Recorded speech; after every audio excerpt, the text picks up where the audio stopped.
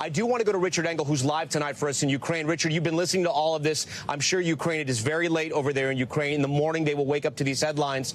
But I got to think people in Ukraine are going to be waking up wondering what just happened and what was accomplished.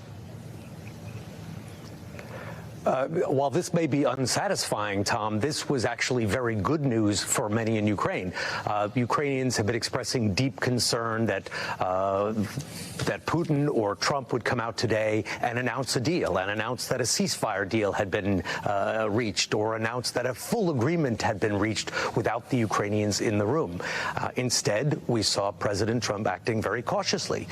It didn't look that way initially. I was quite surprised that it was Vladimir Putin who took the podium first, who spoke at length in Russian about history, and he talked about an agreement that had been reached, and he spoke quite clearly that there was a deal, and he was worried that the Europeans or the government in Kyiv, the Ukrainian government, which he attacked, would try and upset the deal, suggesting that a deal was in place and that the Ukrainians weren't going to like it.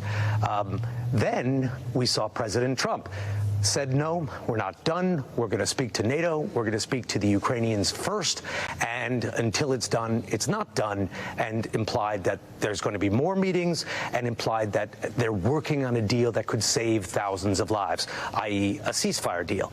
That is exactly the approach that the Europeans, that is exactly the approach that President Zelensky had been pushing for. They were telling President Trump just a couple of days ago on this video conference, go slow, don't trust Putin, don't sign any big deals on the spot, wait until we're involved. So while it may be cryptic and unsatisfying, it could have been much worse from Ukraine's perspective had they come out and made an announcement and the Ukrainians were caught surprised on the back foot and then having to digest a deal that they weren't part of.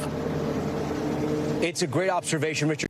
We thank you for watching, and remember, stay updated on breaking news and top stories on the NBC News app or watch live on our YouTube channel.